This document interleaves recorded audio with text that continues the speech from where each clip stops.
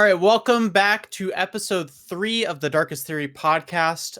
Just a quick disclaimer. Last week we did record an episode, but due to a technical difficulty, you would have only heard my lovely voice. So we decided not to upload it, but we have that fixed moving forward. I am your host, ScrapBrain SC2, along with my co-host, Z Subtle. Going on, everybody? Yo, yo, yo.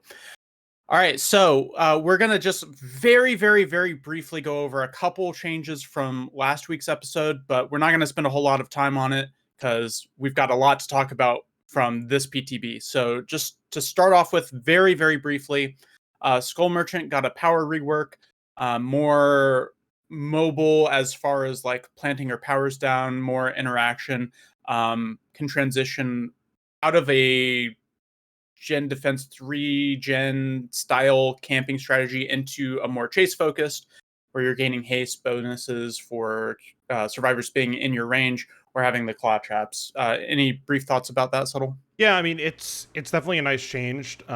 It gives her more options in terms of being able to actually go for more prolonged chases instead of playing like a hit and run, go back and guard her generator sort of strat, which is pretty much what she was relegated to prior.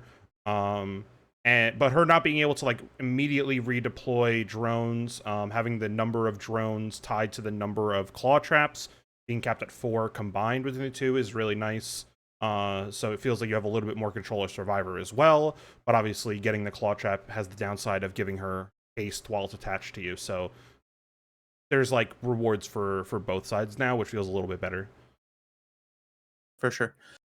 And then only other thing that we want to talk about from last week is they reversed the scream changes. So you doctors, you make your choice memers, you dragon scrippers, you're in luck. Great change. Glad that they altered that back to the way that it was before. Anything you want to add to that? Yeah, I mean, that was pretty much it. It was like we were like, I hope they just revert these changes, and then they did. So not too much to add on. Yeah, I mean, you did it. Behavior. Perfect. You did it. All right, so now on to the meat and potatoes. The public test branch just came out, so we're going to be spending the rest of the time talking about that. There's a lot to go over. First off, big change, healing speeds. So it used to be, on live servers right now, 16 seconds for a regular heal. That's being up to 24 across the board. There's a lot that goes into that. That's a huge change. Aside from just increasing the time basically by 50%, there's more that goes into that.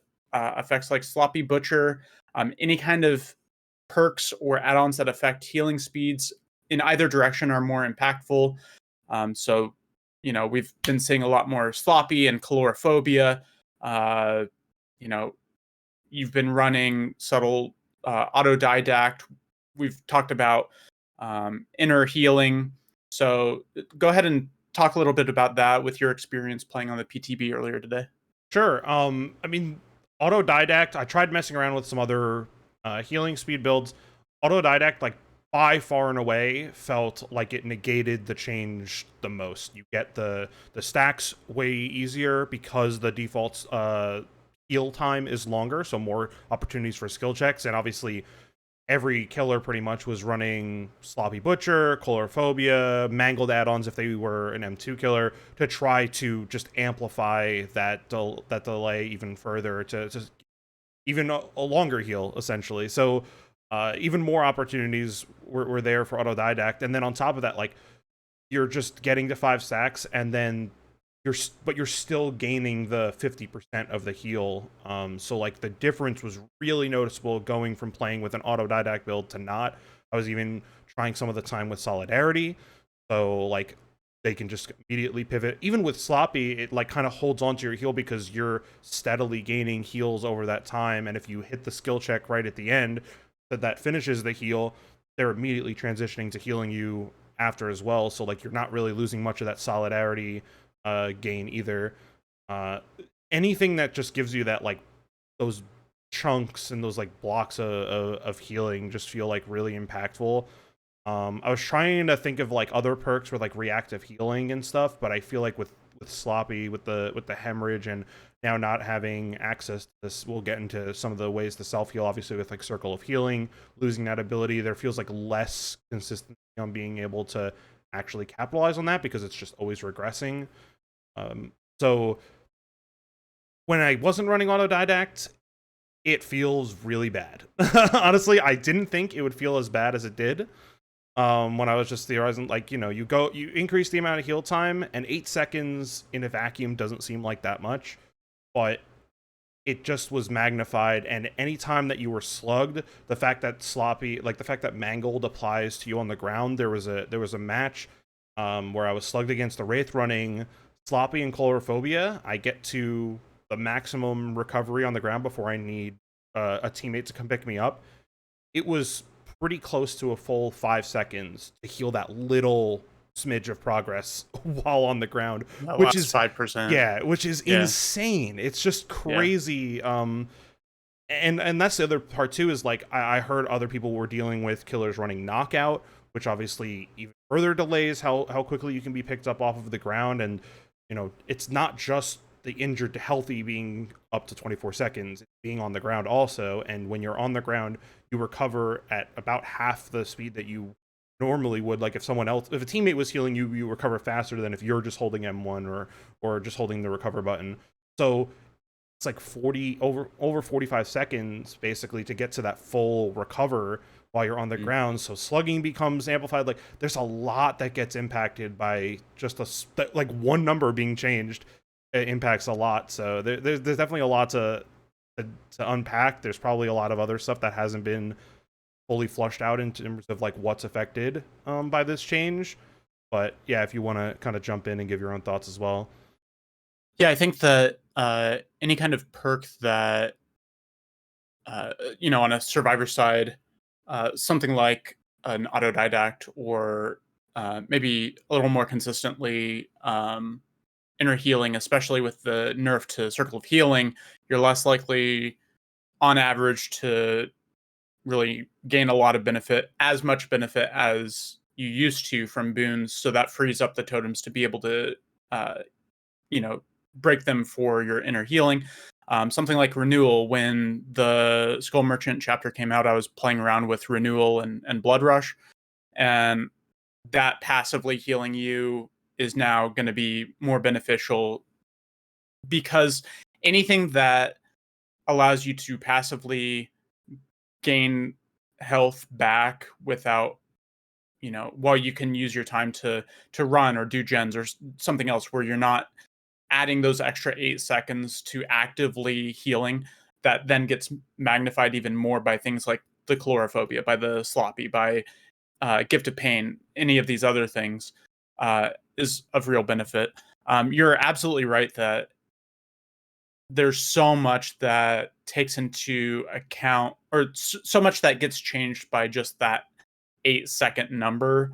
It really changes the flow of the game, and a lot of people are talking about how they don't think that the altruistic heal, like healing a teammate, should have been changed, and I agree with that. Now, effectively, because in an optimal setting, one survivor is healing the other. If you're talking about altruistic healing, well, now you're losing out on 48 seconds of efficiency, 24 seconds of the person getting healed, and 24 seconds of the person doing the healing. I mean, that's so much compared to what it was before. That's a really big deal. Yeah, I mean, that's more than half a generator at that point. I mean, basically just to get one Assuming heal no save. other slowdown. Right, exactly. That's not even incorporating anything else. And obviously that doesn't incorporate any healing buffs to speak. Well, that's just Right. the standard. But it felt like it went more in a direction of being more impacted by perks than it was prior, which I don't think is ever a good direction, right? Like I feel like the builds had more of an impact on the match than they did previously, even though now all of the perks that people were selecting were dealing with heal speeds as opposed to, at least on the killer side, dealing with gen speeds for the most part. Just trading one slowdown for another. Yeah, exactly. Like they're just transitioning from slowing down the gens to making it take forever to heal up. And if you decide not to heal, then you're just way more at risk. There was a lot of people who were playing stealth killers in particular, particularly Wraith. Um, and I think that like killers like that, I think benefit from this change the most, right? If we assume that this is how they're going, and I think in the future, if they decide to, like you said, decide to go back to altruistic healing speeds being 16, but nerfing the self heal speeds, and and medkits still being nerfed and all that, we'll talk about it. But I think if you're assuming that this is going live, characters like Wraith, characters like Onryo, Legion benefits a ton from this change. Particularly, like it really lets them use Thanatophobia like in a way more devastating manner, because like in the past it was like, oh well, one person just has to heal and then you get rid of most of that debuff. But now getting one heal is that much harder, and they can pretty much always force you to stay injured. That's not even incorporating stuff like Dying Light, multiple stacks of Pentimento, where that's impacting healing speeds. I didn't run into either of those, but I know that that's something that people have mentioned as being a little bit of a concern as well. So there's just a lot that, as we move forward, and there's some other factors that I haven't really seen the community talk about all that much, is like, what does this do in terms of like the camping strats, right? Moving, like, you have to spend that much more time to relieve a health state. You can't really go for an unhook if the killer is right in front of the hook without healing up first, right? That's generally the flow of play, is two injured survivors will heal each other, and they have a bit of time left over to go run in and try and make a play to unhook. Now you really don't have enough time to do that without them losing an additional hook state, whether that's going from first hook to struggle, or just going from struggle to death. So there's a lot of concerns if they're not going to adjust other numbers, like how long it takes for a hook state to progress and stuff. There's definitely stuff that I think on the PTB, people were more focused on testing stuff out in their builds, messing around with perks and whatnot. But I think as we move forward, these changes will infiltrate their way into how people play their macro sort of strats and try to actually maximize their efficiency and making survivors lose health states by just being left on hook for too long. So, or like what you were talking about before, if the current state of the PTB goes to live, where the recover when you're in the dying state is affected, if you get down 4, maybe 5 times, you just bleed out. Yep. And that's really concerning.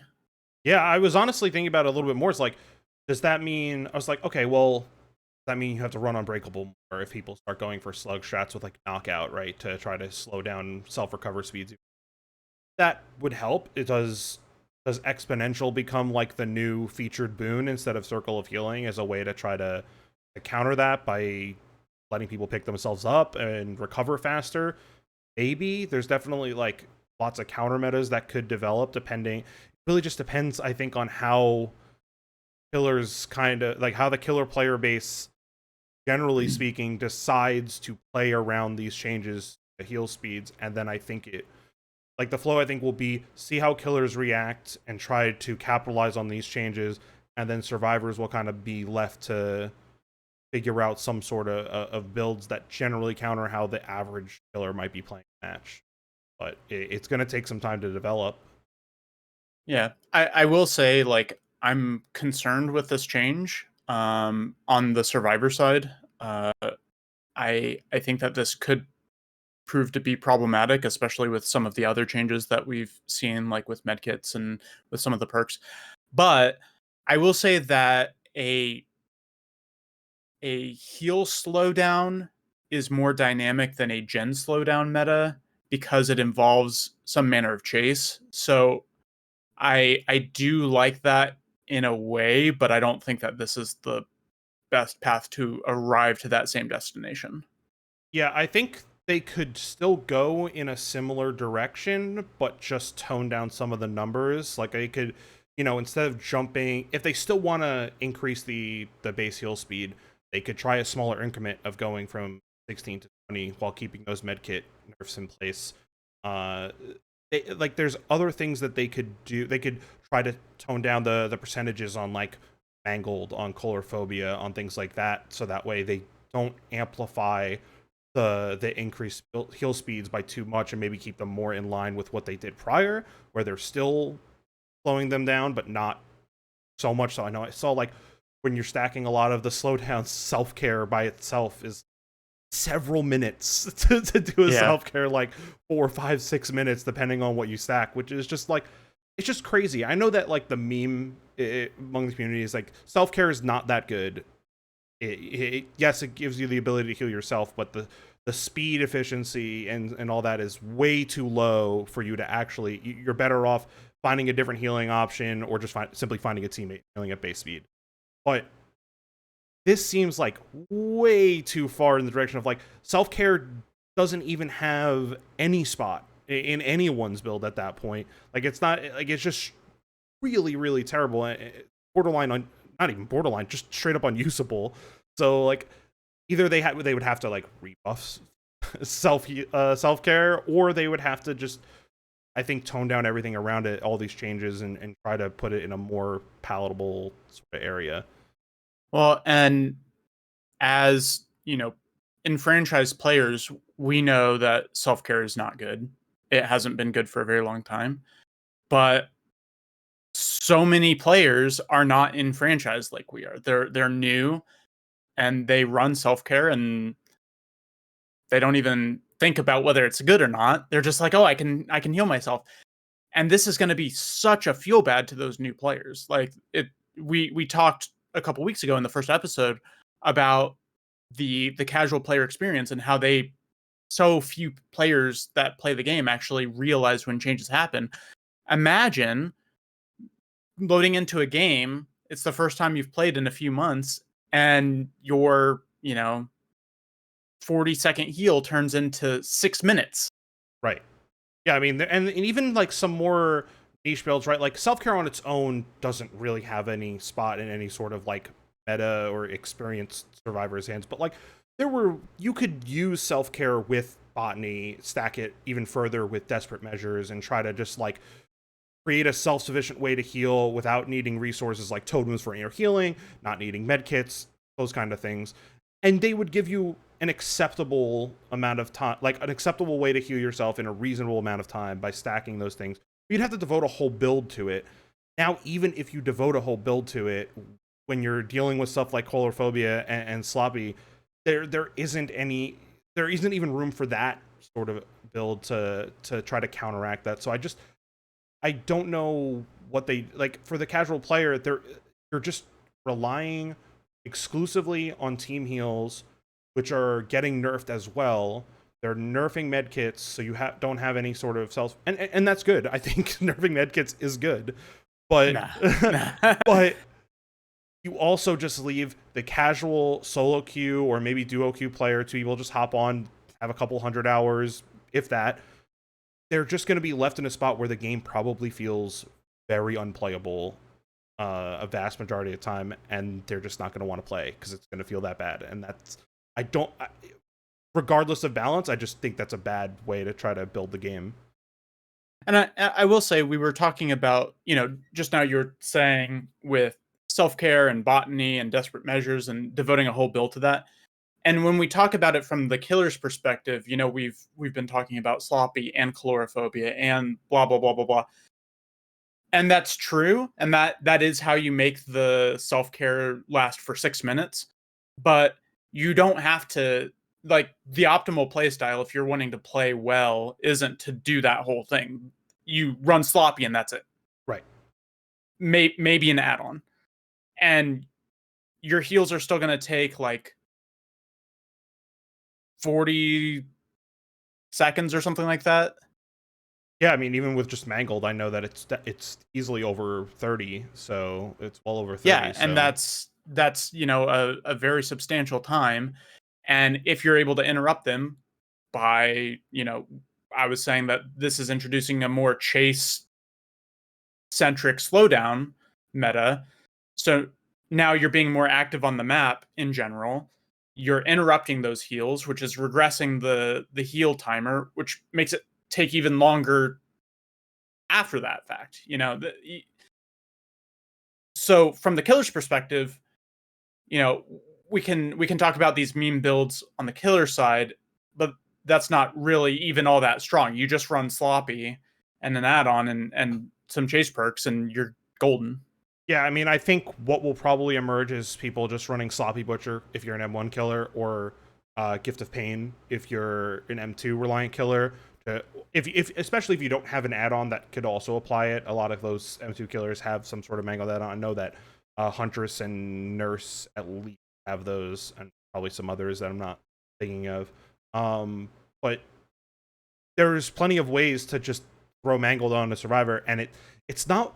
I think what's crazy about Mangled is that it's not a status that like has a timer, right? Like a lot of status like conditions have a set amount. I think of time. there are some. There's some, but most status conditions have some sort of timer attached to them, and most perks apply status condition for X amount of time. But yeah, I mean, like sloppy and Gift of Pain in particular, I think those are the two best and the two most prevalent, and those are not timing based. But I think some of the add-ons. I know Huntress Huntress's and Mangled add-ons used to have a timer, but they don't anymore. I don't know if that applies across the board to all of them. I know that like Hemorrhage for like Blood Echo, right, is like I think is a timing based. Freddy Snares have some. I think Hemorrhage. I think that there's like a Trapper Mangled add-on. I think Pyramid Head also has a Hemorrhage add-on or something if you step in the trail, something like that.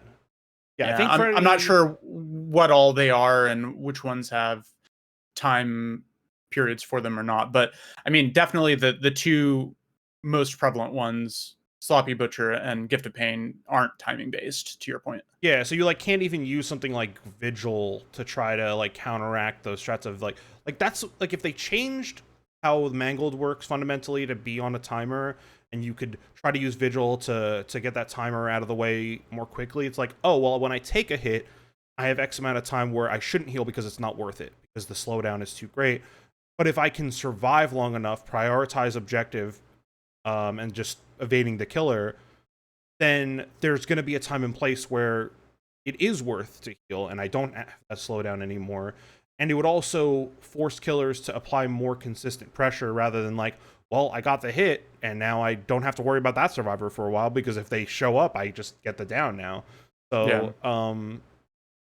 yeah. Like I said, there's like so many different paths they could go to try to address it even a little bit. I feel like they're going to probably do something before this goes to live, just because the overwhelming feedback from both sides is like, this is over. Even for the killers who are like, thank God medkits and heals take longer.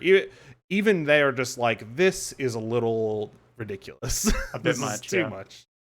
All right. Well, let's move on. Along the same lines, we are getting changes to medkits. I, for a very long time, have used and abused medkits. I've known that they've been busted ever since I started the game. I'm sad to see them go. It's certainly more fair. I'm really disappointed in their add-on reworks, though. Like, for example, there's an add-on for medkits that on current live servers, when you hit a great skill check, you get an extra 3% progress to your heal bar. And now they nerfed it to be 2%. Yeah, it just feels like they're targeting everything across the board, but like some stuff was just not problematic. Like I don't know how to frame it. Yeah, and on top of that, you're making the heal take longer, and you're giving less of a bonus for the skilled play of hitting the smaller area. Like that just, I don't get it. Yeah, there's like there's a lot of add-ons that got like pretty much every add-on got touched. From like brown add-ons all the way up to like the consumables like the styptic and the syringe and the event like the blight serum, all of them got nerfed. I know so like touching on them real quick, like the styptic that gave you the endurance for 8 seconds now only gives it you for 5. The syringe gives you 24 seconds until you get healed instead of the old 16. It is modified still by using it in Circle of Healing, using it botany, any sort of heal speeds increase that speed, but it keeps the base amount of time in line with what the new base heal time is. Then the serum. But it also does, real quick, the syringe does also get affected by slowdown. So what we were talking about with Sloppy Butcher and Chlorophobia, that will take those into effect as well. Yeah, for sure. And then on top, and then the serum gives you the speed boost for 15 seconds instead of for 20. But all of them still consume the med kits like before. They've capped the amount of full heals that you can get, even with the best add-ons, for every med kit to 2, assuming you're not using stuff like built. I think built to last is like the that can give you enough. I don't think Wise gives you enough efficiency to get a full heal out of 2. No, because the most you can get, the most you can get now is 48 charges. The gel dressings got changed to 14 charges, and the gauze got changed to 10. So the most you can get now is 48 charges.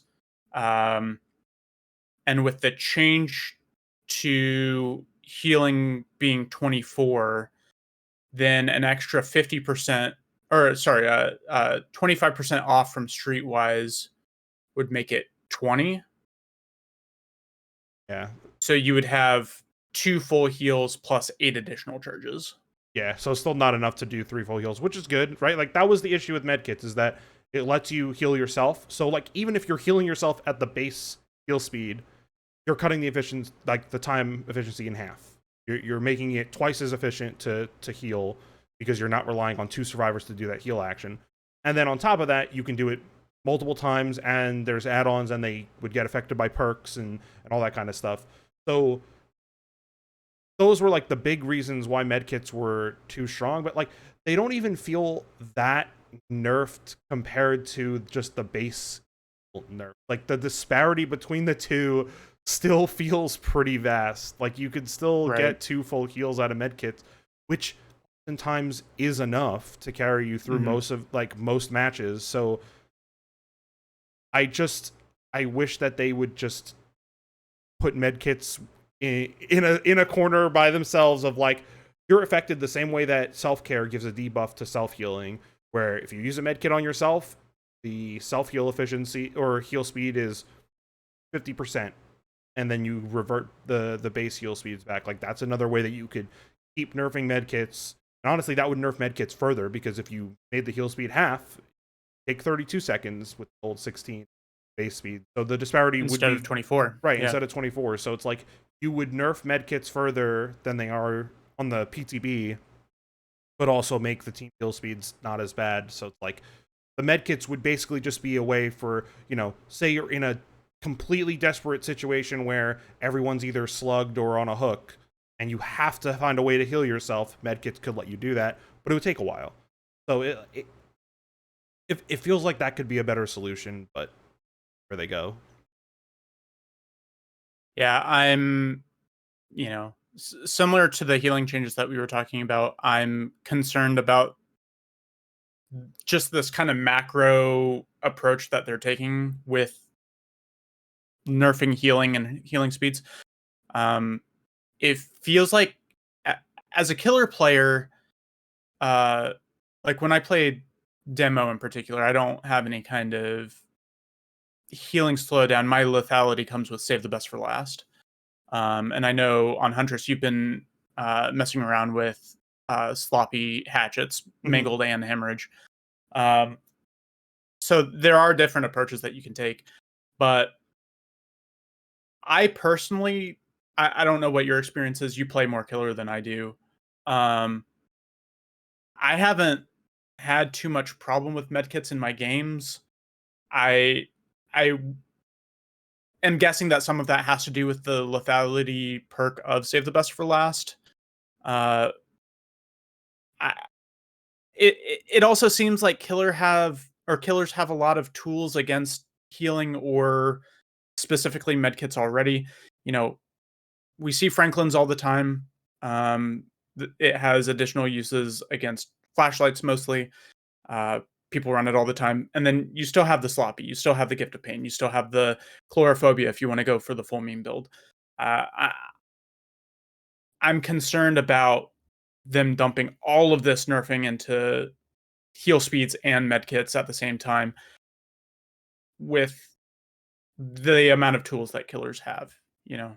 Yeah, I mean, I think it really is like a killer character basis, like, and obviously stuff like save, I think, negates some of the impacts, because you can actually you can like semi treat it like you can get an insta down in some ways, right? Like Deathslinger is really good at that, of when he's got a lot of save stacks, just getting a hit and comboing it straight into a shot, and you're essentially playing pretty close to insta down. As like Huntress, right? It's like a lot of her ability is to play like, is to just spread pressure. A lot of like stealth killers are similar to that, where taking prolonged chases at certain tiles isn't very beneficial.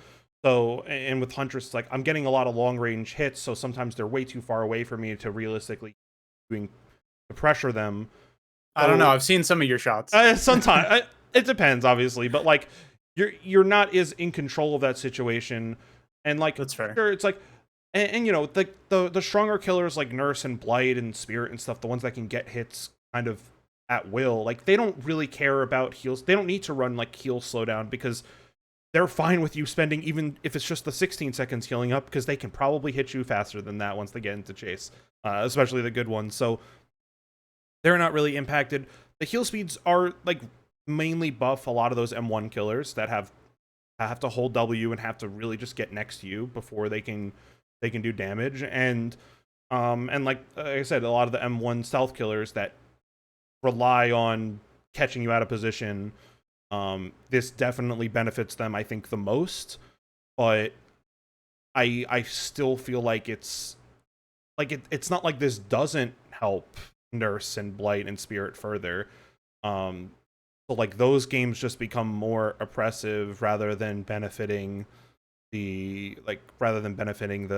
stealth killers and the M1, like the weaker killers, like they would want to. So yeah, I think the medkit nerfs are a good way of preventing the weaker killers from being impacted too much, but it still feels, it's just raising the whole bar for everybody. Exactly. So the amount that, you know, Onryo gets buffed up, Nurse gets buffed up the same amount, if not more. It's not really like closing the gap. Like, it's not like it's bringing the top tier down and bringing up the low tier. Yeah, like you said, shifting everyone even further up, which I don't think feels good for anyone. Like, it just, those killers at the top really don't need the help, and it's just gonna make going against them even. Yeah. Well, let's move on to perk changes. So let's start with Gearhead. After a survivor loses a health state by any means, Gearhead activates for 30 seconds. While Gearhead is active, every time a survivor performs a good skill check while repairing, their aura is revealed to you for 6, 7, or 8 seconds. So watching games of you and some of our other friends, I was seeing a lot of Gearhead being played. To value, I don't know that there's anything really to say here. Yeah, I mean, there's certain killer. I honestly think Huntress benefits the most. Maybe Nurse, maybe Blight or something. Someone that can either move really fast or has a projectile, I think, benefits the most. Because you can hit someone cross map. The fact that it alerts you as a survivor that Gearhead's in play is really weird. Like, I don't even, like, what other perk, like, it's not like Floods of Rage alerts you that you're being seen on the aura. Like, the fact that you're on I think that you're on like a gen was like getting alerted, like, weird. Unless it was just, it might have just been with distortion. I'm not entirely sure, but I kept hearing people say that like it's saying Gearhead, so I don't know. I didn't notice it myself, but yes. So I was watching one of our buddies earlier, and he was running distortion, and he said, "Oh, I got my token taken away when I hit a skill check. What is that?" And I wasn't even thinking about the changes. I was just like, the only thing that comes to mind is Gearhead. yeah, so I guess. Yeah, I don't know if just with I don't know if then. it. Yeah, I don't know if it actually notified. Yeah, like, yeah, I don't know. Either way, like, the aura stuff is good for a select handful of killers, and that's about it. And honestly, like, most of, like, you also have to look in the direction of that survivor while their aura is revealed, and it, like, you have to be alert enough to pay attention to it while you're probably in chase with another survivor. Like, sure, it might randomly, like, you have to get a hit, so you're gonna be in chase with someone. So either you're gonna be mid chase trying to get the second hit, or you just got a down on someone who might have already been injured, and now you're just carrying them to a hook. So why does the aura matter at all? Like, you're already doing something. Your time's already occupied. And as a killer, you have no control over the situation. Like, you have some control in most situations over when you get the hit or the down, but you're not in control of the survivor being on the gen, or them getting a skill check, or them getting a good skill check instead of a great. Mm-hmm. And in the past, once hyperfocus got released, we saw a lot of hyperfocus and stakeout. And with this, if you hit a good and stakeout turns it into a great, it won't trigger. Like, there's just too much that's out of the hands of the killer. I think this is better for killers, and as a perk that wasn't seeing any play, that's fine. But I don't know that it's good. I think it will find its way into some like trick shot type stuff as Huntress, where you're just mid chase and you see someone just pivot, throw cross map at a gearhead aura they see, and then they just down the survivor they're already in mid chase with. Like, it could give you some random value on that, or like Nurse, where maybe someone's doing a gen pretty close by, maybe on like Midwich or something, like where you see them through the floor, whether they're above or below you, and you just like immediately pivot to switch to a different survivor. It might get some value there as well. But, like, on the whole, it's still going to be at best, I think. It feels similar-ish to Call of Brine, where it triggers when a survivor hits a good instead of a great on a skill check for a generator, except the requirements to activate it are different. Kicking the gen and getting some regression, which we'll talk in just a second about how Call of Brine got changed, versus getting a hit on a survivor. It seems fine. Yeah, But, it's... All right, let's just go ahead and jump straight into the change for Call of Brine and Overcharge. So, Call of Brine got a nerf where instead of regressing at 200%, it regresses at 125%. So, for people that may not be aware of it, you, as a survivor, you repair the generator at 1 charge per second, which a generator takes 90 charges or 90 seconds to complete. As a killer, when you kick it normally, you get a 2.5% regression, and then it regresses at a period over time. With no perks, it regresses at a quarter of the speed that the survivors repair it at. So when it says that you regress the generator at 125%, that means 125% of the normal killer regression speed. It's not it's not regressing faster than what survivors repair it at. Just to be clear on that. So it is a big nerf to the percent that it regresses. But Call of Brine really did it all. It gave you information. It gave you a ton of regression. It really weakens the 3-gen playstyle, which, along with the changes that we talked about last week with the Skull Merchant, it seems like they're trying to push away from 3-gen playstyles, and I think that this is a good way of doing that. In addition, for Overcharge, the amount of regression that it ramps up to, instead of being capped out at 200% as well, if I'm remembering correctly, it's down to 130. So those two gen kicking perks have been reduced in efficiency to kind of break up or reduce, at the very least, this 3-gen playstyle. Yeah, and I think both changes are really good. I think of the two, Call of Brine was like clearly the one that needed the nerf the most, just because Overcharge required like the gen to be unattended by a survivor for an extended period of time before. Like, it starts out regressing the gen slower than it would if you didn't have the perk.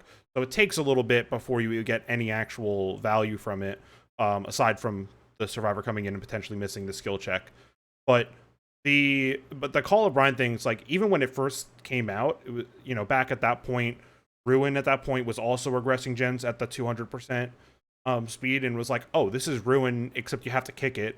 And then they got rid of Ruin, which didn't require you to kick the gens, and then people were like, well, that plus Eruption got thrown in, which Eruption got nerfed a few weeks ago, but they were like, well, we can basically stitch together old Ruin with Call of Brine, and then also putting on Eruption and stacking Overcharge and stacking a bunch of perks that synergize well. So even though we're spending the time to walk over and kick the gens, it's regressing the gens a lot. You're getting a lot out of every kick. And I think it's just like there's a few things I think that were more boring as Survivor than the killer actively just leaving you every time, or like they come over to the gen to come and chase you, and you're like, okay, chase time, and they're like, kick gen, go back to a different gen to kick. There's a leash distance, Yeah, there's an invisible fence around their 3 gen. They're just like tethered between all of the gens and just bouncing back and forth.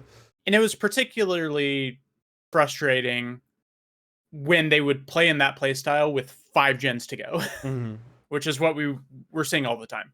Yeah, for sure. But with these changes, they're drastically reducing that. The gen kick meta is effectively dead. I'm not gonna say that it's dead, but it's fingers crossed, maybe. It's reduced by a lot. Yeah, I think you're still gonna see people try to hang on to that, and see if they can still make it work. I don't think that it's like completely non-existent, right? Like maybe stuff like Oppression or something works way into the kick build instead of one of the previous options. There's definitely ways that they, maybe pop slides back in somewhere. Like I think there's going to be builds that still can make it work, but it's gonna be at least better than just seeing the same exact build and overwhelming. Like Call of Brine and Eruption in particular, that duo was just in so many builds. It was like sometimes they would throw on Overcharge, sometimes not. Sometimes they would just throw on Pain Resonance, which we'll get to in a second instead. But I think they've toned down those perks enough that we should see more variety, which is generally, I think, the biggest goal. Is you just don't want to feel like every match is the same. Yeah, for sure. So you just brought it up. Pain Resonance also got a change. So now you start with 4 tokens with Pain Resonance, and whenever you hook a unique survivor, it uses one of those tokens, and it works in the same way that it does now, where once it activates from the Scourge hook, then it regresses the generator with the most progress by 15%. Now, before we started the podcast, I came up with an idea that I think would be interesting for Pain Resonance, but I want to save that idea for another episode. We have so much to talk about. Yeah. I think that this is a good change because Pain Resonance was super easy to snowball with. It's a part of my demo build. And when I would get, 2 fairly close in succession, the game just was completely out of the control of the survivors. They had no chance of winning. So the fact that you only get a maximum of 4 makes it a lot more of a utility slowdown as opposed to I just win the fucking game now. Yeah, I think that like it probably was a little too far of a nerf. I think that the path that they went like on the finite uses okay. I think that they could adjust either like the percentage only being used 4 times to be a little bit higher, and especially that like if you make this perk good now with it needing to hook each different survivor one time, then it encourages not tunneling. So like anything that you can incentivize, right? Like Old Barbecue with the blood points was a really good way to try to keep tunneling out of the game for as long or as much as possible. So if they buff this perk now, I actually think it could be a really healthy perk for the game. So you could up the percentage. I think you could also like get rid of the requirement to need a Scourge hook if you're only using it 4 times realistically. But they love their different like groupings of perks of like we have boons, we have scourges, now we hexes, we got the teamwork now. So it's like, and there's such few like versions of Scourge hooks that I think that I could see them getting rid of the Scourge hook like requirement at some point, but they probably would want to wait till they design another one to like take its place. So there's still the like you could run an all Scourge hook build of 4 Scourge hook perks. So we just got to 4 when they changed Monstrous Shrine. Exactly. Yeah. So like if they get rid of it now, you're back to 3. So they might want to come up with a 4th first. Yeah. Now switching gears entirely, we're going to move on to the survivor changes. So let's start with Boon Circle of Healing. Any survivors within the Boon Totem's range gain a 50% healing speed bonus to healing others. Medkits do not stack with Boon Circle of Healing. Injured survivors have their auras revealed to all survivors when inside the Boon's totem or Boon Totem's range. So this is entirely now a utility. It doesn't let you heal by itself. It augments other healing, which I thought Circle of Healing, I know a lot of killers complained about it. I thought it was fine, especially since they have nerfed it 3 times, I think. But I didn't run it too often, so I'm not too terribly upset about it. It's in line with the other nerfs to heals that they are doing for this patch, so I don't have strong feelings about this one way or another. I think that the ability of revealing your aura when you're injured is neat and gives it some added benefit that over something like Botany Knowledge, because otherwise it would just, in most situations, Botany Knowledge would just be better. But do you have any thoughts on this one? Honestly, like playing with, there were some matches where I had Circle of Healing from teammates, and the aura reading is like surprise. I mean, I'm a big fan of like Bond and aura reading stuff like that. So like randomly seeing auras, I'm like, what's making me see their auras? Oh yeah, they gave that to Circle of Healing. It feels like one of those things that they could just give to all of the boon perks at this point. Like all of the other boons, I feel like are pretty tame in terms of like their strength, that having aura reveal for anyone inside like a boon's range feels like a pretty decent mechanic that they could just branch out to those other perks. But and I don't think like aura reading for teammates is anything that like could, I don't think that's one of those mechanics that could ever get too strong. Like I don't think seeing a teammate's aura is one of those things that's like, oh, this is gonna get way out of hand and overpowered, just because it doesn't really impact like objective speeds or like chase speed. Like yeah, like info is like decent, but especially now with the like the survivor HUD for info, like you have so much info already, this just gives you more info. But I don't feel like the barrier between the two like anything ridiculous.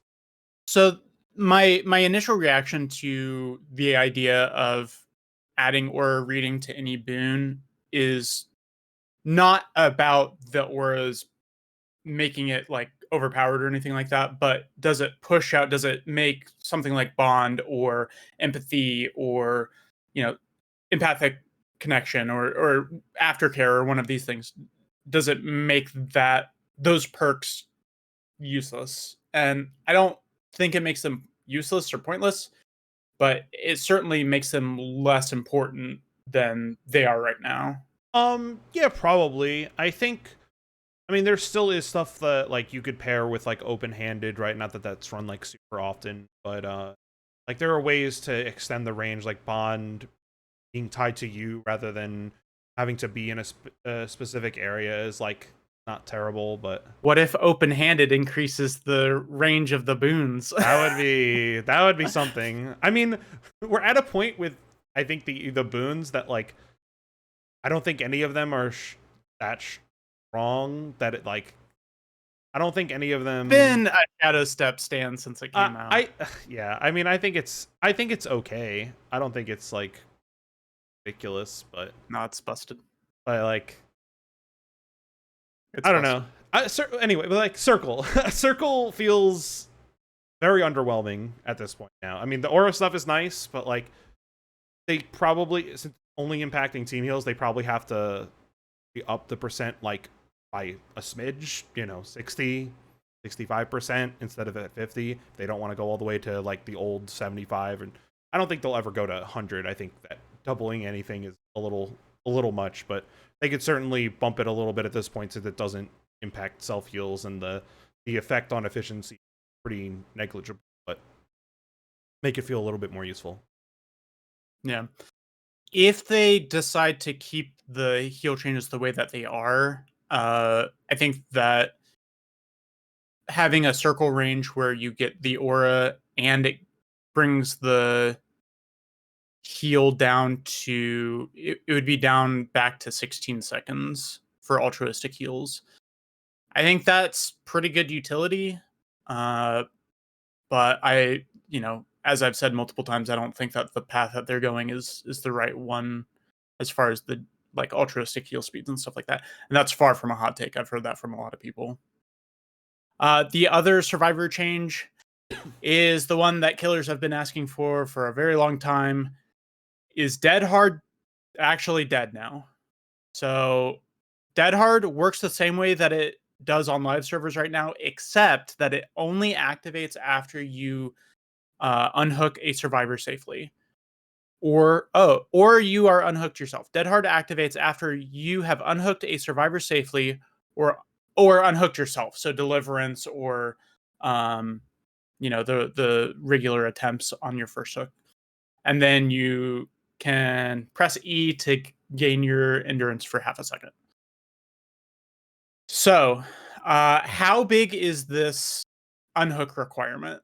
There is certainly some perk synergy you can get with, uh, you know, We'll Make It, or We're Gonna Live Forever, or Deliverance, or Borrowed Time makes your safe unhooks basically free.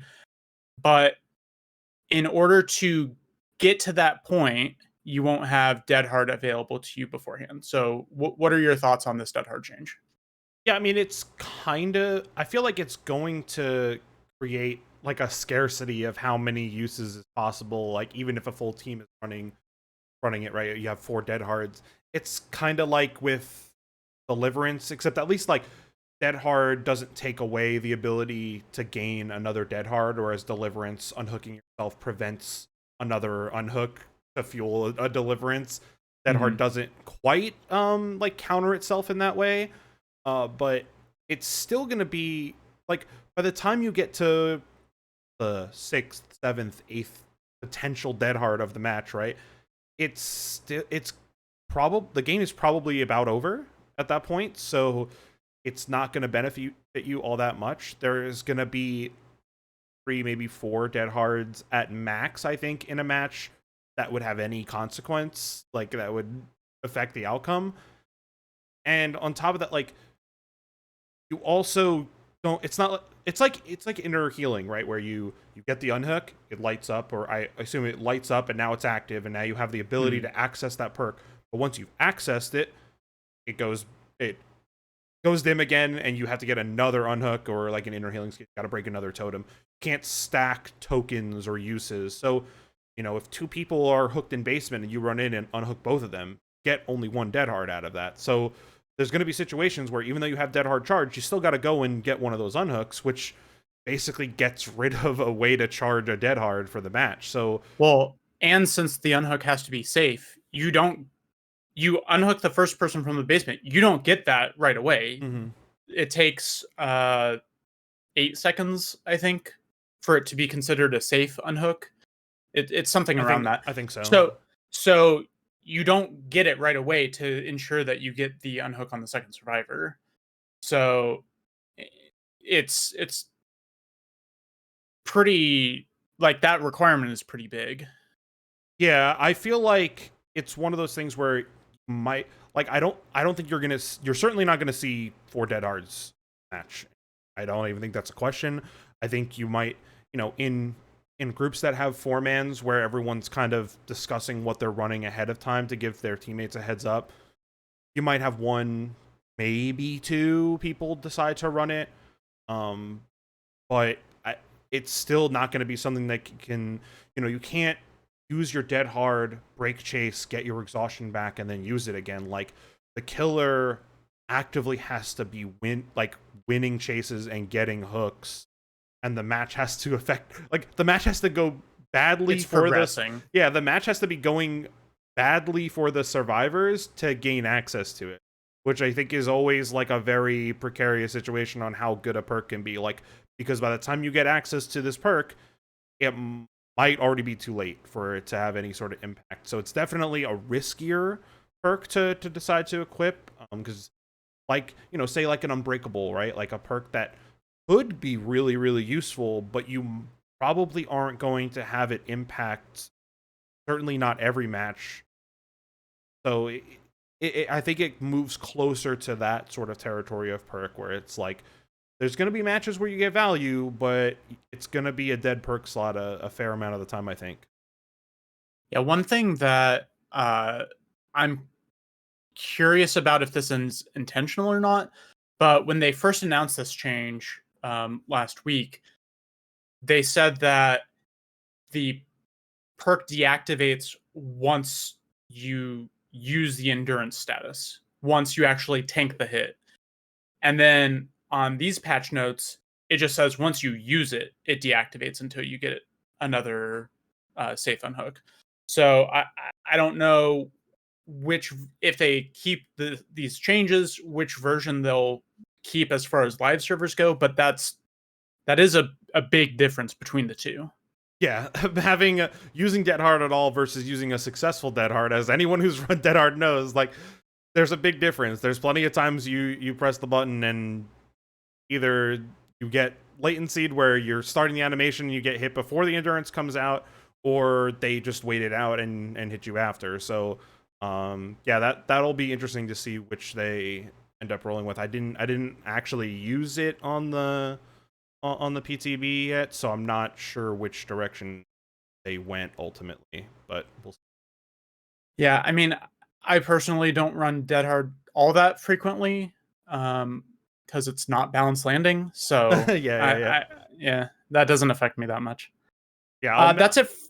I was Go gonna ahead. say I'll miss it with my my Medal of Man build to take additional hits, but Mhm. outside of that, I pretty much haven't been running it either. So Yeah, it's I it's okay. I will say one thing that I am concerned of, and that I voiced last week when these changes first got announced, was I am concerned that this will increase the amount of farming off hooks for people just to try and get their dead hard up and active, even if they're unhooking for a safe unhook, but it's a completely unsafe situation. And if you're talking about a full Swift or potentially even a 2 or 3 person, that isn't as much of an issue because you can coordinate with your teammates. But you still might have like a rando or two that throws a wrench in it just to try and get their dead hard plays off, and that's something that I'm concerned of.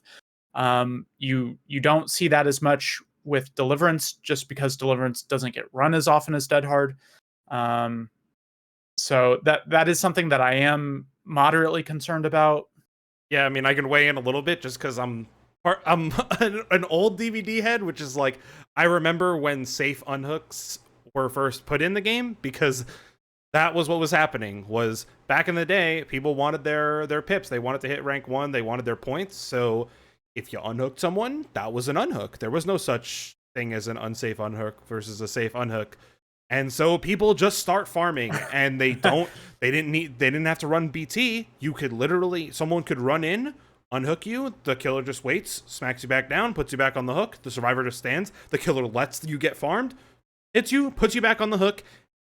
GG, they got 2 unhooks and got like 6k points.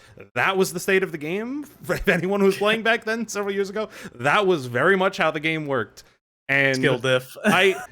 with the built-in unhook endurance, built-in BT, whatever you want to call it, I don't think it will ever reach quite that level, but I do think people will try to just unhook as fast as possible because they're like, they want their dead hard for themselves. So I think that's a very valid concern, but we'll kind of see. It might be one of those things where dead hard got nerfed enough that not enough people run it, so you don't see that situation. But I am sure if you are solo queue at all, you are probably going to experience getting farmed at least once or twice when this patch hits.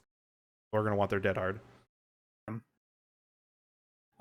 Okay, so moving on, we had some map changes. Haddonfield got the generator inside the main building moved to the second floor. I think this is great. Again, we've talked about breaking up the 3-gen style gameplay.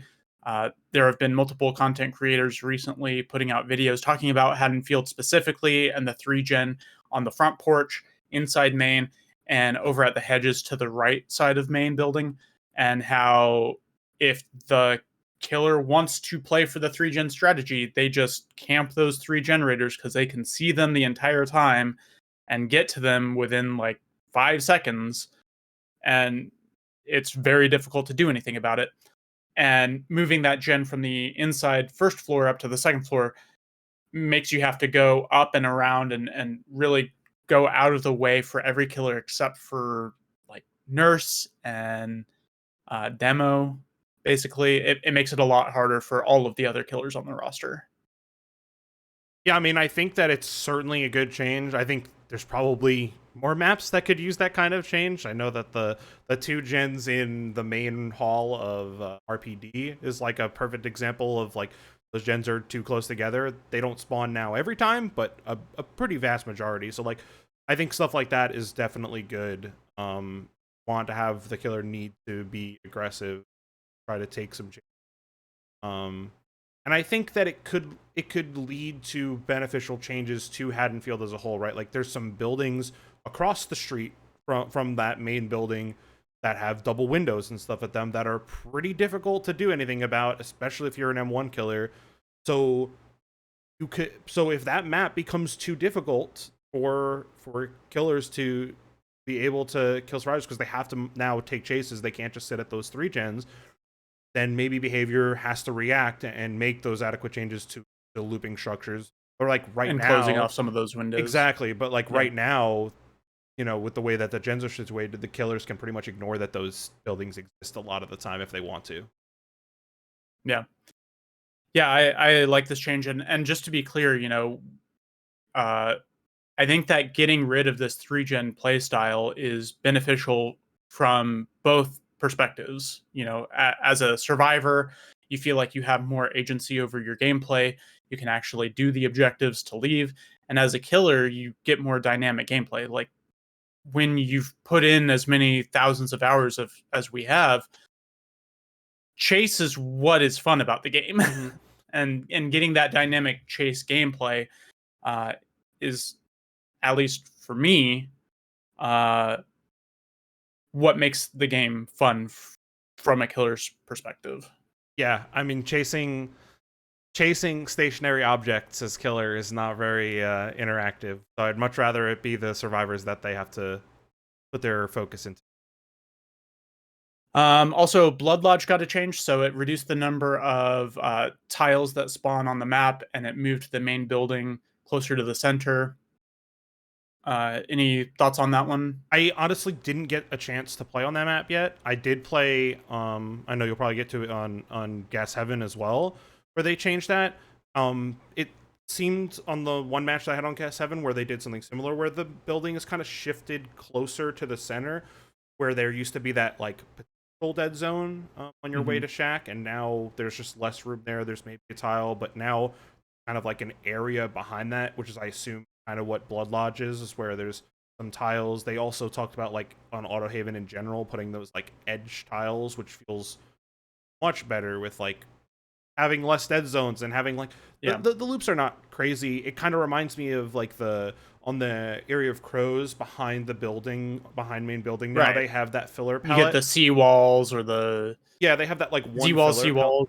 Yeah. And now they have like a few of those kind of strength palettes, a little bit stronger, I think, than that one, but like you can easily force a survivor to one side and kick them with their back to the corner where you're probably getting a hit anyway, especially if you have something like Brutal.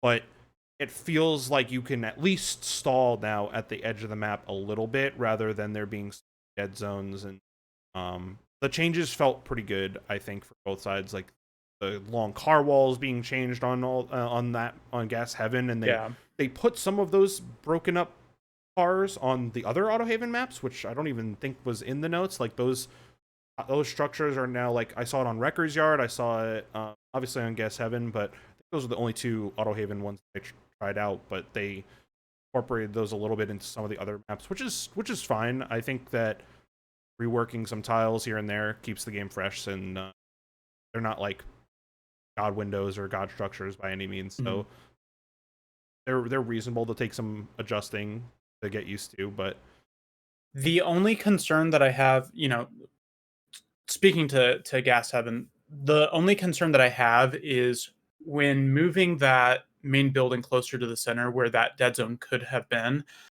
it also could have been hills. And as a balanced landing user, like on that map, the hills are one of three places that you could balance it. It was those hills, the basement stairs, and then on one particular side of the oil tanker. Only one side, not the other side. Oh, and if you get the crane, also, you could use it on the crane. Yeah, if you get one of those. But that's obviously not a guarantee either. So there's definitely risk of that perk not being as useful on that realm. That's the life we live, though. But they felt pretty good. Yeah, I'm interested to test it out more and seeing how the breakup of the big car lanes plays in various situations. Let's move on to the bane of everybody on the official forums, on Reddit, on YouTube, on Twitter, everywhere. The Billy changes. So Billy got two changes. One to his overheat mechanic. Charging up his chainsaw causes less overheat, but actually zooming across the map makes it heat up more. Overall, I don't think that makes a big difference one way or another. Do you have any thoughts on that? It doesn't really impact him going cross map all that much, but at tight loops and playing like Curve Billy and trying to counter certain, definitely impacts those really like close call situations where they're trying to make a read and catch you, misstepping by feathering and back rubbing. Exactly, yeah. So just like a little bit. So the nerfs to those add-ons, it just we haven't gotten to that yet. Oh yeah. Go ahead, yeah. You can talk so the real thing that people are complaining about, and justifiably so, is the changes to the engraving add-ons. So the engraving add-ons for Billy are the ones that increase his movement speed when dashing, and those got nerfed. So the death engravings, the chainsaw charge time is plus 15 seconds, up from 12, so it takes longer to actually start the dash. The heat generated while charging is down to 10% from 14, but the sprint speed is down to 10% from 15, so he's slower. Similarly, for the Doom engravings, which is the higher rarity one, most relevantly, the sprint speed is decreased from 20% to 15. So both of his most used add-ons, because they're pretty much his only good add-ons, got their main benefit reduced, in addition to taking longer to start up. Yeah, I mean, yeah, that's what I was kind of getting to. Is like the startup was never like that big of a deal. It would become an issue if you were trying to back rev, but generally that's not what Billies who are using those add-ons are trying to do, right? They're trying to feather at that 99%, and they're just trying to use some mind games with moonwalking and maybe some line of sight to curve and get the hit. So the rev time change isn't really that big of an issue, but the slower speed being now capped at plus 25% with the two of those add-ons combined instead of 35% is a pretty sizable nerf. Like I said, like close calls and stuff like that are huge in pretty much for pretty much every killer. I mean, everyone knows like barely getting hit through a window, trading at a pallet, barely getting hit by a hatchet that you think you were already around the wall. Versus so like those split seconds can make like a really big difference. And like you said, they were not only his best add-ons, but pretty much his only super useful add-ons. You know, with a couple of other exceptions, but. And we should have gone over this earlier, but just so that everybody's on the same page, when we talk about back revving and feathering with Billy, back revving is where you go up to the survivor right behind them and you charge your chainsaw. So you are behind them revving. Feathering is the technique where you charge your bar to 99%, but you're not quite to the point where you're actually running. That way you can react to what the survivor is doing. And then you have the shortest amount of time possible to actually engage the run so that you can chase after them. So you get your bar up to 99% and you feather it by pressing him to, letting go, pressing him to, letting it go, pressing him to, letting it go, so that you're staying right at 99%. You have the shortest amount of time to be able to react to what the survivor's doing to get the down. Yep. Yeah, no, that's a good clarification. Is like back revving is not really, like I said, like not really what these add-ons are for. Just because of the longer charge time. So, you know, if you're camping a pallet, camping a window, you'll be able to react to them starting the chainsaw a lot of the time. Throw the pallet or vault it or vault the window, whatever, and prevent the chainsaw, force an M1, whatever. So, it's not really... I think the big outcry is not even the specific change itself. Like, yeah, it doesn't, like, it sucks for Billy in particular, but it just doesn't make sense. Like, I just don't understand how this gets prioritized over a lot of other more problematic add-ons on more problematic killers. Yeah, exactly. Like, you know, we'll talk real briefly, I guess, about some of the other add-ons, which are not nearly, I think, as impactful. No, but like, not. It's just crazy that they have a section of the patch notes for add-on changes, and very notably, Blight and Spirit are both completely absent. I would think that they're making some sort of change down the road, probably this summer, as either part of the anniversary or the mid chapter that follows. But like, it's just like another chapter, another mid chapter goes by, and those things are not touched. I know that Spirit kind of got like the full rework not terribly long ago compared to Blight's, but like a lot of her add-ons either stayed the same, or in like some cases you could argue her add-ons got a little bit better. So it just feels very bizarre that they were just like, yeah, we need Billy specifically to be nerfed, and we're going to target the add-ons that generally people are pretty happy to go against. Like, they lead to meaningful interactions. Yeah, I think that's the key point, is meaningful interactions. It's not even that the engraving add-ons are good. They are good, but they're fun. They're fun to play as, because Billy mains, the whole 6 of them in existence, enjoy going for curves. And as a survivor, like, when you're playing against a curve Billy, you get that tension of, oh, they're doing this feathering technique, so I have to be really on point with my movement. I can't get stuck on anything. I have to mind game. I have to react as soon as possible. You have that really intense back and forth tension that's being built this entire time. And behavior is just like, no, we don't want that. Compound 33 and Alchemist Ring and Blighted Crow and all of this other. Yeah, that's chill though. Yeah, it like I said, it's just very out of place. It just doesn't make sense how that was prioritized. And as we'll talk about with some of the other add-ons, like, just feel very random, and the changes feel very like non-meaningful. Just speaking of these other add-ons, there's not too much that I want to go over.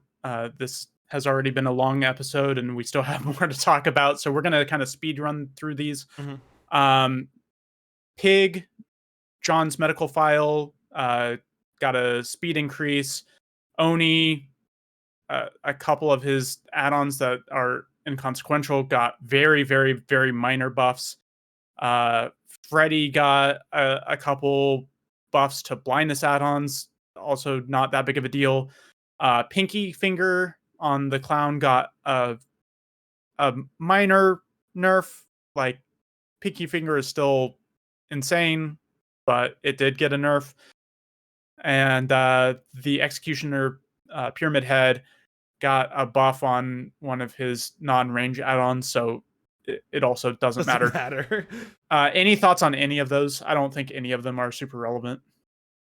Yeah, I mean the pig one is like kind of cool that you get to move around while crouched a little bit faster, so you can use her stealth mechanic with less of a downside of having moved slower, which is like, I believe, if I'm not mistaken, I kind of want to check this now. I think now with John's medical file increasing your crouch movement from 6% faster to 10% faster, I think you move at the same speed as survivors. okay. I will look that up if you want to. Sure, yeah, I mean, like, that's decent. And like the only ones that it's the two add-ons that increase your movement speed while you're absorbing the blood orbs. So like, I guess if you're following a survivor after you get the first hit, you don't lose as much distance as you would while you're absorbing, which is like cool. But the number tweaks were 0.6 meters per second to 0.7 and 0.3 to 0.4. So it's like, that's what I'm saying is like, why not make those add-ons actually good, or like, or change them completely? Yeah, or just rework them entirely. Yeah, the Freddy like blindness, it's like cool, I guess. Like, just yeah. So real quick, I did look it up. While crouching base kit, her movement speed is 3.68 meters per second, which is the same as her carry speed. So that does make her slightly faster than survivors now while crouching. Yeah, I mean, I think that that's pretty decent. Especially if you want to have a playstyle that isn't centered around traps and traps only, gives her a little bit like of a different playstyle to work with.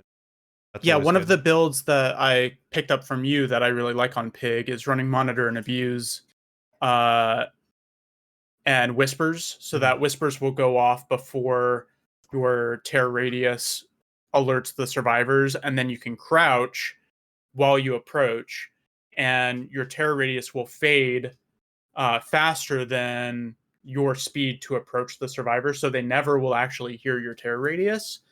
And then you can get like a free hit on them. And this does add to that playstyle. That would still be within the realm of, you have the 8-meter buffer range of Whispers being 32 meters, your terror radius being 24. So even if you're moving faster than your terror radius goes away, which I still don't think is the case, you would still have that 8-meter buffer range to kind of close that gap. So this does benefit that playstyle, which I really like. Yeah, and I'll just touch the Pyramid Head add-on. It's kind of like a pseudo I'm all ears in a way. Like, increasing the duration of Killer Instinct could allow you to go for more like it effectively is trying to give you a little bit longer duration of like wall hacks. Essentially, so if you put a trail around, like, say, like Shack or something like that to cut off that loop, and they have to step through and get tormented, now the Killer Instinct lasts a little bit longer, so you could try to go through, or like a through the wall shot, a little bit easier. But I think, like, I feel like that's an add-on that could be good for people who don't play Pyramid Head as much, whereas if you're more experienced, like, you probably can react and take a quick shot off of the initial Killer Instinct anyway. Well, like, I kind of feel the opposite, just because the information that you get from Killer Instinct, it's very not precise. And so, like, you only see the like little hexagon or circle or whatever it is, and then it fades away, so you don't have the exact positioning, and you only get it periodically. So I feel like, as a newer Pyramid Head player, trying to rely on that to aim your shots, I think is pretty rough. Yeah, it gives you a relatively like vague position of where they are. I was just like, I feel like It could work if I'm all ears is on cooldown, right, I or if guess. you don't want to devote the perk slot to it. It's not like, again, it's not like Pyramid Head is rolling in great add-ons outside of range, so it could be useful. It's certainly better than what it was, but yeah, he's one of those where it's like the opposite case of Blight in the Spirit, where it's like he needs all of his add-ons touched, but like buff for sure. Yeah, when I think about killers with like really bad dog shit add-ons, I think of Freddy and Pyramid Head. Yeah, Those are yeah, those are the two. definitely. Okay, one last change to in this similar vein is Pinhead got a change where if he is standing on the lament configuration box for 5 seconds, it will teleport. This is similar to Pyramid Head, ironically enough, where you know early on Pyramid Head players would go to where the caged survivor was and just stand there and wait for them to get uncaged. And this was when borrowed time was the meta, and then could use their power to re-down the survivor that got uncaged since it wouldn't proc the borrowed time. Uh, that got removed. So if the Pyramid Head was nearby the cage for a period of time, the survivor would teleport. It's the same deal with the Pinhead now with the Lament configuration. He can't just stand on it to artificially prolong the game and drag it to a standstill. I don't have anything negative to say about this. This is a good change. It's definitely a degenerate playstyle, so I think it's good that they addressed it. And we actually, when I was playing earlier on the PTB, ran into a Pinhead who tried to do that. And what it doesn't say in the patch notes is it actually resets the chain hunt timer when it teleports, which I think is like basically there is no upside whatsoever to standing on it now. Whereas like, if they stood on it and it teleported, I thought that it would be like, oh, well, you're just resetting and now it's a race to go and find it again. But the fact that it just resets the timer is a really meaningful change. Like, this is just not a playstyle that Pinhead can engage in whatsoever. Like, now you just, if you find the box, you pick it up. That's what you do with Pinhead, pretty much. Yeah, interestingly enough, I'm surprised by that, because with Pyramid Head, if the survivor in the cage teleports, their timer on that cage stays the same. So one thing that some Pyramid Head players would do is they would stay just out of range of the cage teleporting, and then when survivors would come there, they would run up to the cage. The survivor has taken all of that time to run up to the cage. Now the cage is on the other side of the map, and they have to run across the map to uncage the survivor again, all the while their timer is ticking down. So the fact that the timer for the Lament configuration resets, I'm surprised by, and yeah, I was not expecting that either. I think that's a good change, because if the Pinhead is intentionally playing in that degenerate style, they kind of deserve to get punished for it. Yeah, I think now there's really no reason to not just pick it up, which is what I think what the killer was designed for anyway. Like, that's what it was supposed to be. If the Pinhead happens to stumble upon it, good for them. They get a huge bonus out of it, and you move on. Yeah. The last big sweeping change that we're going to talk about is with flashlights, and there are a lot of changes to the functionality. They've already several months ago changed how flashlights work, as far as like the flashlight timings, removing locker saves, and then like how quickly you can turn on and off flashlights, which they said for epilepsy reasons, and yet we have those lights in Haddonfield that flicker even faster. But aside from that, like, there are gameplay reasons why those changes to flicking on and off was a nerf. They, as I said, they did increase the vulnerability range for getting a flashlight save, so that kind of offsets it a bit. But in addition to all that stuff, they removed a bunch of functionality from flashlights. So notably, they removed all burning on Wraith. This applies to both flashlights, all three flashlights, flashbangs, and firecrackers, and I would also assume that this would apply to blast mine, although I don't know that they specifically address that. Yeah, yeah. I would think it Um, applies to all those. they removed some functionality of burning nurse. Um, so how they phrased it says that the nurse can't be burnt while holding a blink. So our understanding is if I, as a nurse player, have already held M2 to initiate my blink, I have full control over it. When I let go, I will teleport. But as a survivor, if I haven't held up my hand and started my blink, I will be prevented from doing that. Yeah, we'd have to mess around with it more. I didn't get a chance to test it, but and we'll talk about Spirit. I think there's a similar interaction going on there too. In some regard, uh, there is a nerf to burning nurse, and although it doesn't come up super frequently, in our lobbies, that when it's important, it's really important. Yep. For sure. Um, and I have feelings for this. I love going against Wraith. I feel like there's a lot of interesting counterplay you can have against him, and I'm totally fine with killers having certain weaknesses, but that's my own personal bias. I'm sure as a Wraith player, like Wraith was the first killer that I put a decent amount of time into. Same. I still found it totally fine to get burned, but that's me. In addition to those changes, you can no longer burn the husk of the spirit, which is what you were referring to. Do you want to talk about that and maybe tie that into the nurse? Sure.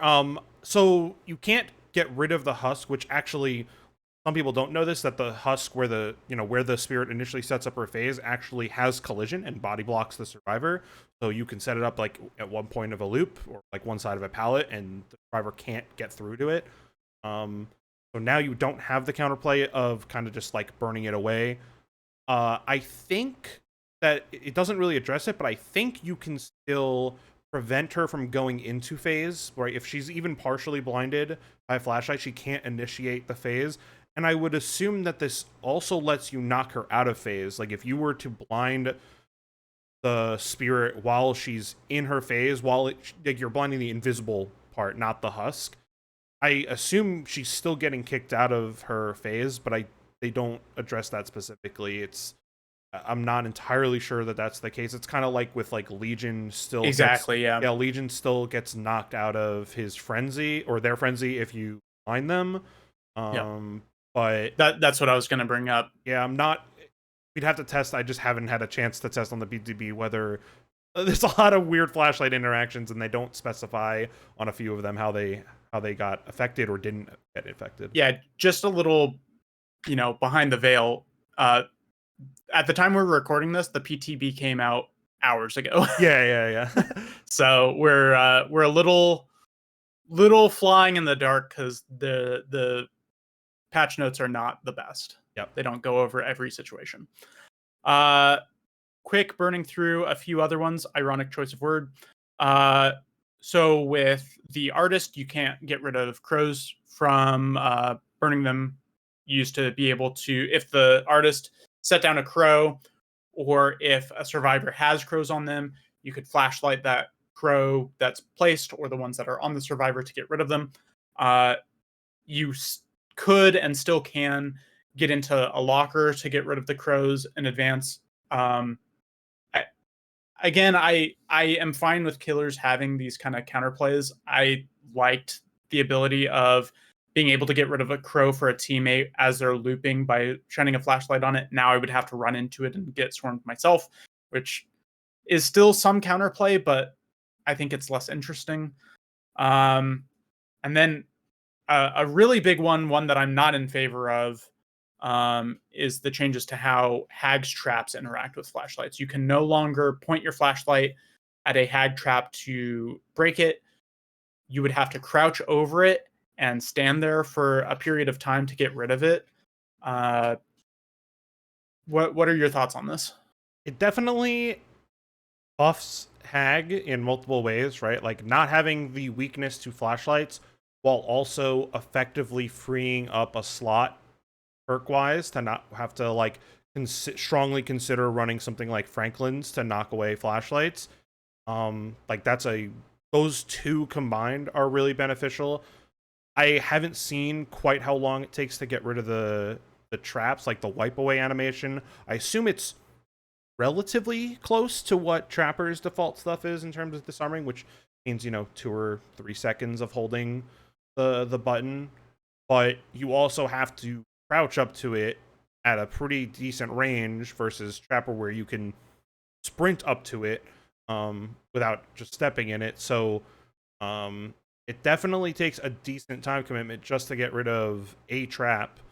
So like stuff like hook camping is way better and really doesn't have any sort of counterplay option other than just trading at the hook entirely, or if you have to have multiple people run in simultaneously while with both people fully healed. And as we know with the healing changes, if those go through, that's a pretty costly endeavor in terms of time efficiency.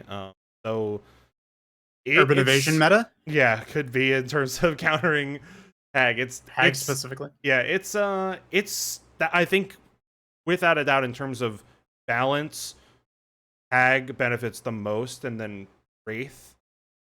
I don't think that like the nurse and artist stuff was like way less frequent than the others, and plus those two are so strong regardless that like they'll be fine. This minor change. Yeah, like they were fine with that downside, and they're gonna be more fine without it. But like they're not gonna see like, oh wow, we're way better now that flashlights don't do anything to us. So yeah, I think it's really those two. Same with Spirit, right? I guess Spirit falls in that category of nurse and artist. It's really Hag and Wraith that the most. One thing that we need to test is if shining a flashlight on the trap still illuminates it, so you know where it is, even if it doesn't break it. We need to test that. Yeah, Again, it's literally been out for hours. Yep. So that's it for the flashlight changes. Very quickly, want to go over the blood web changes. So this is a pretty well-known thing at this point. They've talked about it on Twitter. You can select a node on a blood web, and it will purchase all of the nodes required to get to that node and buy that automatically. You can click and hold on the center, and it will automatically fill out your blood web, prioritizing perks first, and then taking nodes starting from the center going out in cheapest cost order. People were talking about how they didn't think that it was fast enough. We talked about this last week. I think that's nonsense. I don't have anything bad to say about this. The one thing that I'll reiterate that I said last week was that at lower blood webs, this is, I guess this was your point, at lower blood webs, this is just like always what you're going to do because you have to take everything anyway. But for higher blood webs, you can manipulate it so that the entity will block off more of the blood web, so you can clear out that blood web for cheaper. And I'm going to be still relying on that method for those more nuanced situations. But once you get down to the point where on the blood webs where you have to take everything anyway, or I don't care what takes on there, or if I've already got it partially filled out and blocked off and I don't care after that, I think this is a great change. Very good for console players. Anything else you want to add on that? I'll add on a couple of quick things to those. So just to clarify, like with the holding the button in the center, you just have to like hold it for a second and then you let go and it just does it the rest of the way. You don't have to hold it the whole time while it's taking all those nodes. It also gives you now the option of you either do the old method where you had to hold the node until like the blood fills up around it. Now you can just click if you want that option. That's the new default. So you could switch back to the old way if you want, but it's really nice being able to just click, especially that you can just click on the outer nodes at the start and it just takes the whole. That seems to be like the biggest buff to getting your time back is just like click on the outer nodes at the beginning. Buff to blood webbing. Yeah, definitely a blood web buff. And yeah, and at the lower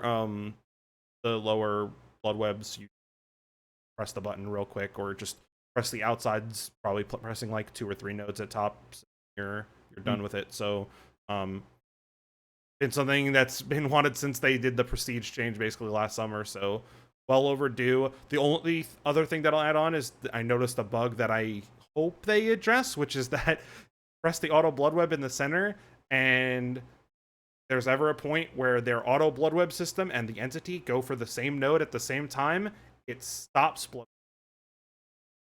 which is great. Definitely what you wanted is the auto blood web to stop auto blood webbing. So I assume that will be dealt with, but if it's not, I guess I'll just have to stick to clicking on the outer nodes as my time save. But that was definitely frustrating because it happened multiple times in a row where you like even in the same blood web where they just keep clashing and butting heads. Bitch. Yeah, they just keep butting heads and you can't get anything. Yeah. Last thing for this episode is talking about the visual heartbeat. I think this is great for anybody who's deaf or hard of hearing. Again, last week we talked about this a little bit.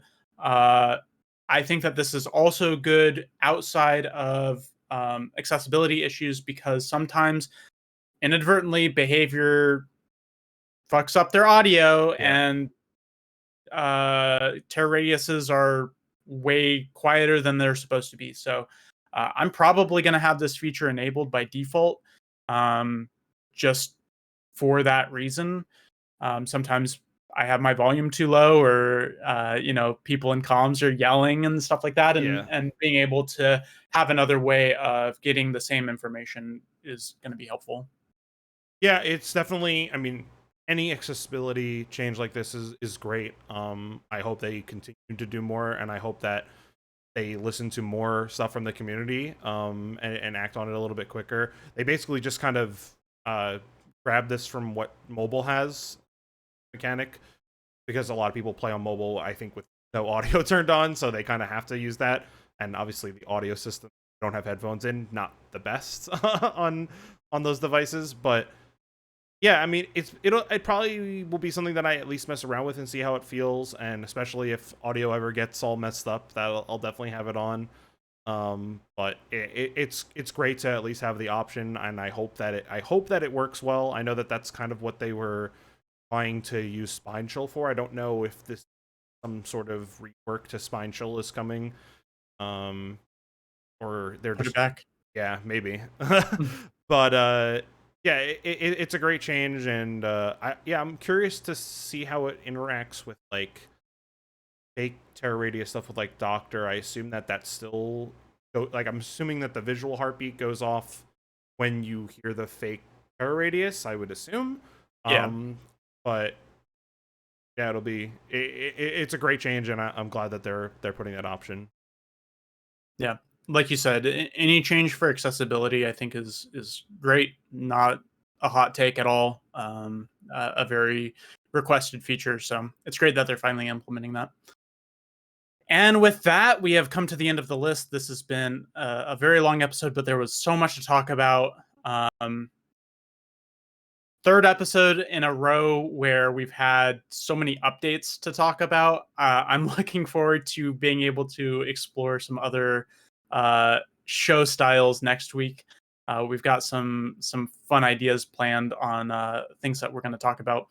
But for now, up until then, if people want to get in touch with you, Subtle, how can they do that? So I'm on Twitter at ZSubtle, and I've also on Twitch at ZSubtle, and on TikTok, I think, still as ZSubtle. I've tried to change it. All right, and if you'd like to reach out to me, I also stream on Twitch at ScrapBrain SE2, and I'm on Twitter at ScrapBrain SE2. Been talking a lot. Yeah. All of our socials will be linked down below. Feel free to follow us there. And thank you so much for spending your time with us, and we will see you next week. Bye. Peace.